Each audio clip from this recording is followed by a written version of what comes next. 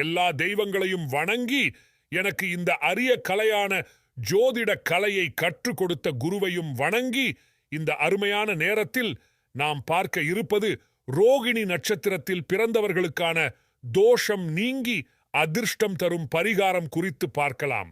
நமது புராணங்களின்படி 27 நட்சத்திரங்களையும் மனம் முடித்து கொண்ட சந்திர பகவான் அந்த நட்சத்திரங்களில் ரோகிணி நட்சத்திரத்தின் மீது மட்டும் தனி பிரியம் கொண்டிருந்தார்.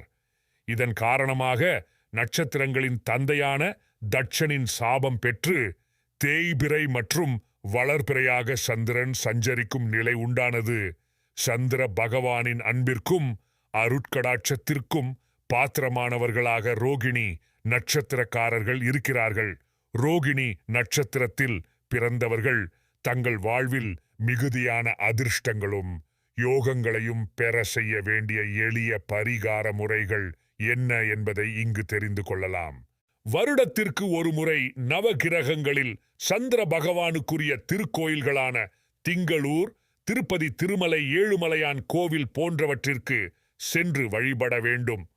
எந்த ஒரு புதிய காரியத்தை தொடங்குவதற்கு முன்பும் பெற்ற தாயாரையும் தாய் வழி முன்னோர்களையும் வழிபட்டு தொடங்குவது சிறந்த வெற்றிகளை தரும். கோடை காலங்களில் மற்றும் கோவில் விழாக்களில் மக்களின் தாகத்தை தணிக்க மோர் பந்தல் அமைத்து மோர் தானம் வழங்குவது நல்லது. மேலும் வீட்டிற்கு வெளியே பசுக்கள், நாய்கள் போன்றவை தாகத்தை தீர்த்து கொள்ளும் வகையில் நீர் தொட்டி அமைத்து அதில் எப்போதும் நீர் ஊற்றி வைத்தது சிறப்பான பலன்களை தரும். ரோகிணி நட்சத்திரத்திற்குரிய தலவிருட்சமாக நாவல் பழ மரம் இருக்கிறது. நாவல் மரம் தலவிருட்சமாக இருக்கும் கோயில்களுக்கு சென்று நாவல் பழமரத்தையும் அங்குள்ள இறைவனையும் வழிபடுவது ரோகிணி நட்சத்திரக்காரர்களின் தோஷங்களை நீக்கும். மனநோயாளிகளுக்கு உணவு, ஆடை தானங்கள் போன்றவற்றை செய்வது சந்திர பகவானின் அருளாட்சிகளை தரும் பரிகாரமாக இருக்கிறது. ரோகிணி நட்சத்திரக்காரர்களின் தோஷங்கள் நீங்கி நன்மைகள் பெற ஒவ்வொரு மாதமும் வருகின்ற ரோகிணி நட்சத்திர தினத்தில் அருகில் உள்ள சிவன் கோவிலுக்கு சென்று சிவபெருமானுக்கு பால் அபிஷேகம் செய்து வழிபட வேண்டும்.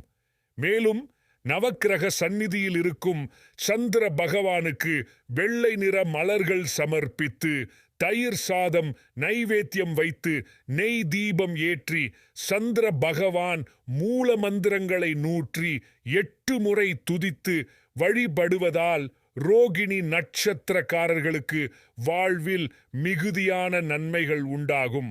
பௌர்ணமி தினங்களில் இரவு 7 மணிக்கு மேல் வானில் தெரிகின்ற முழுமையான சந்திரனுக்கு தீபாராதனை காட்டி வழிபடுவதால் சந்திர பகவானின் நல்லருளை உங்களுக்கு பெற்றுத்தரும்.